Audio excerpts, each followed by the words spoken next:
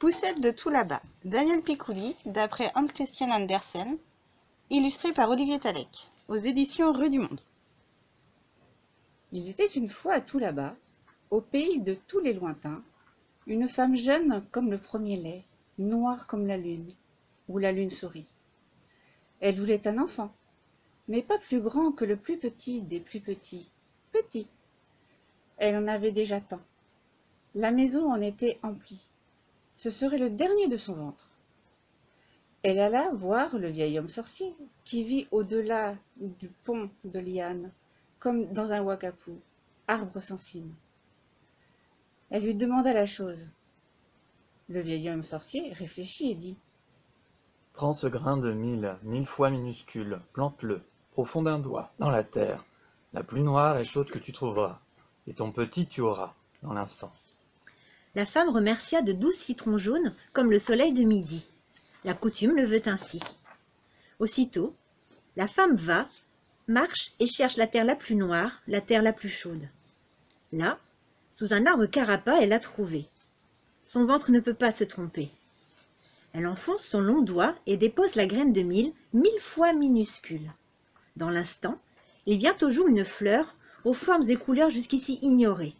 Et là, en son cœur, la plus infime et fine petite fille qu'on ait jamais vue. La femme a un sourire de maman. Elle nomme l'enfant Poussette, tant elle est petite, douce et joliette. Oiseaux et papillons lui font grand tapage et jolie fête.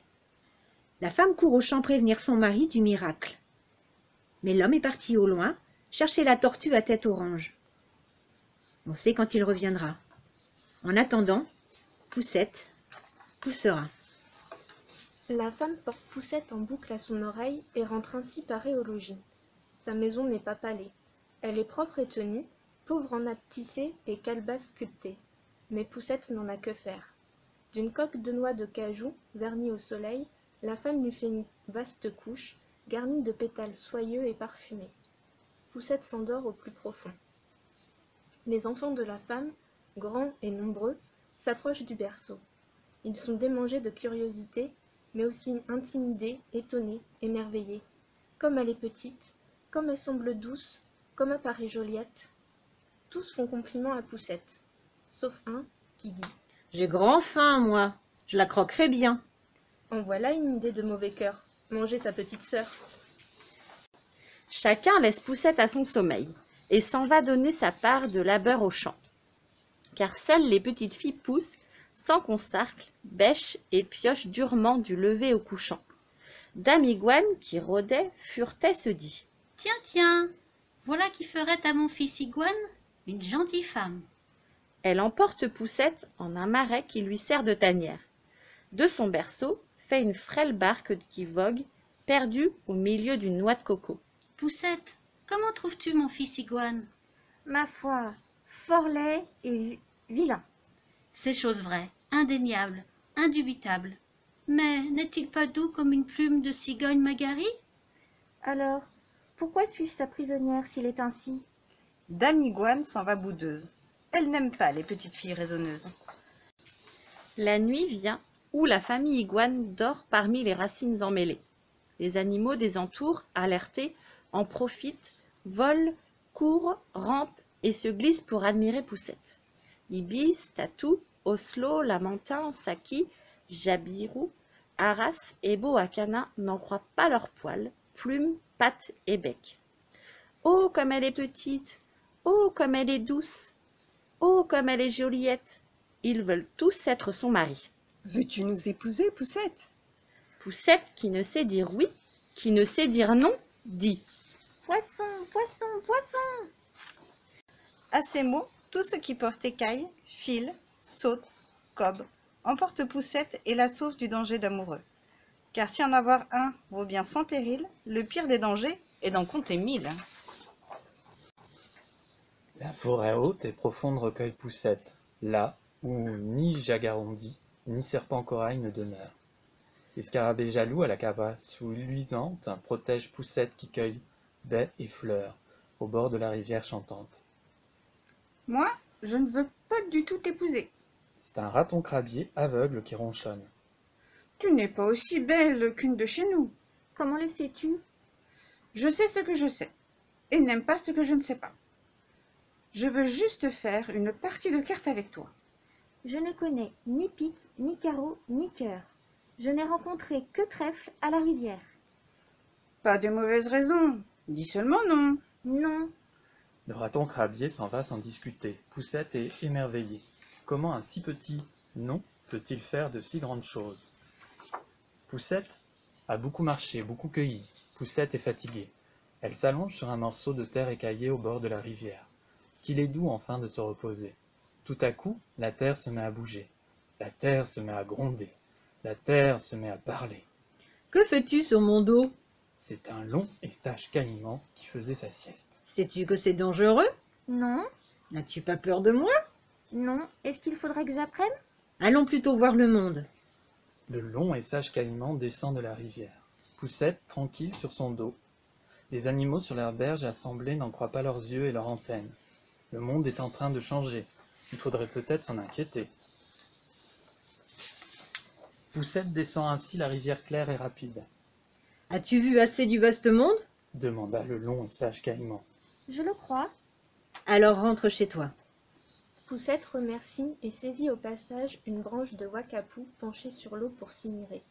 Agile et vive comme une poussette, elle grimpe dans l'arbre qui aime se regarder. Elle y rencontre un paresseux paré et alongui. Il se prétend riche à foison et doté de 1000 amis dans les zoos de tous les pays. Poussette, tu es vive et moi lent. Tu es courageuse et moi paresseux. Je suis riche, tu n'as rien. Demande-moi donc en mariage. Pourquoi ne le fais-tu pas toi-même? C'est trop fatigant. Alors, garde ta paresse, je garde mes caresses. Voilà, pour s'accorder, c'est le moins fatigant. Mais le paresseux paraît être têtu et entêté. Il fait dire à Poussette qu'il y aura bel et beau mariage avec lui. C'est sûr. Et qu'elle doit, au plus pressé, broder d'argent son trousseau de parures. Poussette est triste. Elle se sent emprisonnée. Elle veut fuir. Un scarabée à carapace luisante l'entraîne dans une galerie longue, sombre et pesante. Une luciole, qui brille pour elle de tous ses feux, éclaire son chemin. Scarabée, comme il fait sombre ici, Avançons, et s'il faisait plus sombre là-bas, avançons, et nous verrons. ne devrions-nous pas retourner sur nos pas? Nos pas savent d'où ils viennent, et ils ne veulent pas y retourner. Tu as raison, Scarabée, avançons. C'est parfois dans l'obscurité qu'on trouve la raison. Parole de Luciole. La marche est longue. Poussette et Scarabée sont épuisés, prêts à renoncer, à se laisser mourir. Tout à coup, au détour d'un rocher, il se fait une lueur formidable. Le soleil, enfin. Poussette et Scarabée se précipitent au dehors. Leurs yeux en pleurent. Ce n'est que désert et désolation. Un oiseau de paradis est allongé. Il se meurt. Poussette lui caresse les couleurs. Bleu, gentil bleu, reviens vite à mes yeux. Le cœur de l'oiseau bat un coup. Rouge, vif rouge, fais que ta gorge bouge. Le cœur de l'oiseau bat encore. Vert, tendre vert, sors ton maître de cet hiver. Le cœur de l'oiseau s'emballe. Ses ailes battent. Il revit. Poussette aussi. Puis elle s'endort, apaisée, au chaud de l'oiseau, 3 plumes sur le cou. Bleu, rouge, vert, son cœur est à l'envers. Au matin, Poussette se réveille. L'oiseau de paradis a disparu. Poussette ne sait que penser. Je t'ai sauvé, tu m'as abandonné. Est-ce le prix de ta liberté? Poussette est découragée. Elle n'a d'autre choix que rejoindre le paresseux, paré, et l'épouser en tristes noces. Poussette se tourne. Il n'y a rien ni personne à qui faire ses adieux. Si, à toi la pierre qui trace mon chemin. Si, à ton ombre qui abrite la fourmi. Si, à la poussière qui se lève sous le vent. Si, à la rose des sables qui éclot à la nuit quand il gèle. Si, aux larmes qui me viennent aux paupières. Poussette pleure, la première eau que le désert n'ait vue depuis longtemps. De ces pluies de chagrin qui font qu'on devient grand. Poussette va épouser le paresseux. La nouvelle bat le tam-tam. Le scarabée le dit au toucan messager. Le toucan le dit à l'oiseau de paradis. L'oiseau de paradis s'en va à tire-d'aile. Il emporte Poussette au-dessus de la forêt inextricable. Il voit tout en bas l'iguane hideux, le paresseux paré, le raton crabillé aveugle, le long et sage caïman. Poussette, qu'as-tu appris depuis que tu es partie? À dire non, Et quoi encore? à craindre la richesse et suivre mes pas. Et quoi encore? Que l'ami vrai a toutes les couleurs et toujours revient. Tu parles de moi? Oui, je parle de toi. L'oiseau de paradis rougit. Quand l'amoureux rougit, ce sont toutes les couleurs de l'arc-en-ciel réunies en une seule. L'oiseau de paradis et Poussette volent si long et si loin qu'ils arrivent en un pays de cocagne, un pays d'abondance où il pousse de tout pour chacun. Les branches des arbres ploient sous les fruits les plus colorés, les plus juteux, les plus parfumés. Il n'y a qu'à tendre le bras, ouvrir les lèvres. La terre est chaude et accueillante.